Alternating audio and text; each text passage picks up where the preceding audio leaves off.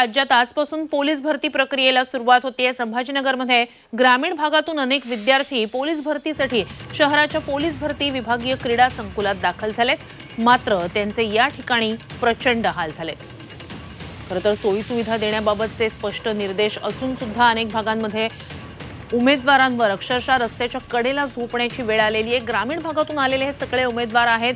संभाजीनगरमध्ये भरतीसाठी आलेले हे सगळे उमेदवार आहेत। अर्थात 17,000 पोलीस दलातील पदांची भरती आहे आणि जवळपास एका पदासाठी 100 अर्ज असा तो रेशो आहे। त्यामुळे किती उमेदवार या पोलीस भरतीसाठी वेगवेगळ्या भागांमधून आलेले असतील आणि त्यात संभाजीनगरमध्ये आलेल्या ग्रामीण भागातल्या विद्यार्थ्यांना मात्र चांगल्याच गैरसोयींना सामोरं जावं लागलं। अधिकची माहिती या सगळ्या संदर्भात आपले प्रतिनिधी विशाल करोळ यांच्याकडून घेऊया।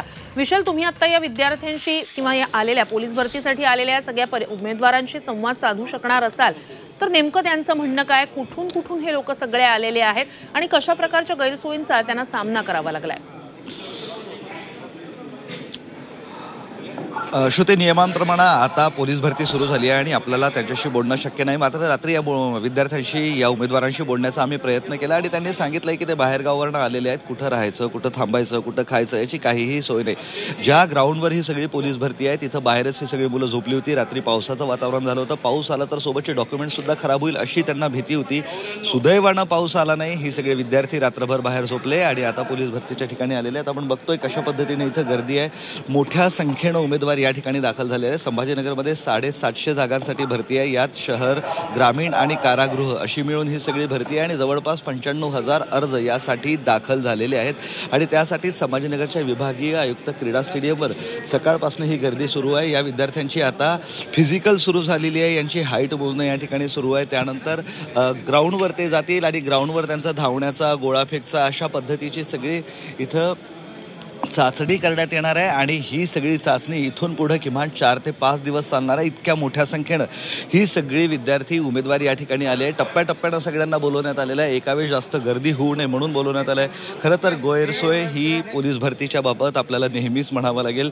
शासन, स्थानिक प्रशासन कुठल्याही पद्धतीची सोय करत नाही। खास करून ग्रामीण भागातील मुलं मोठ्या संख्येनं येतात आणि त्यांच्या सगळ्यांचे या ठिकाणी हाल होतात। मात्र पोलीस भरतीसाठी ते येतात, एका उत्साहानं झपाटलेले असतात म्हणून हे उमेदवार सुद्धा हे सगळं सहन करतात आणि संभाजीनगरमध्ये आता आपण बघतोय की ही सगळ्या भरतीला आता सुरुवात झालेली आहे। नक्कीच विशाल, दिवसभर तुमच्याकडनं या संदर्भातले अपडेट्स घेत राहू। तूर्तास धन्यवाद तुम्ही दिलेल्या संपूर्ण माहितीसाठी। जेव्हा तुम्ही म्हणाला होतात की रात्री आपण या आलेल्या सगळ्या उमेदवारांशी संवाद साधलेला होता, त्यांना कोणत्या अडचणींना सामोरं जावं लागत होतं, काय नेमकं त्यांचं त्यावेळेसचं म्हणणं होतं, ऐकूया त्यावेळेसच्या प्रतिक्रिया, रात्रीचे त्यांच्या प्रतिक्रिया आहेत। इथं राहायची सोय नाही, काही नाही। पुन्हा अनेक जिल्ह्यातून पोरं आलेली आहेत। पुन्हा आमचे किमती डॉक्युमेंट आहेत सुद्धा माझं इथं आलेलं आहे। तर मधामचे आम्हाला बसून नाही दिलं। ते म्हणजे बाहेर झोपा, आता बाहेर रोडवर आलेलं, रोडवर येऊन इथं म्हणजे वाहनाच्या रस्त्यावर आता हे सरकारनं कसं करावं आता। पुन्हा वातावरण पाण्याचं झालेलं आहे। मधामचे काही वातावरण पाणी जर आले तर आम्ही काय करावं।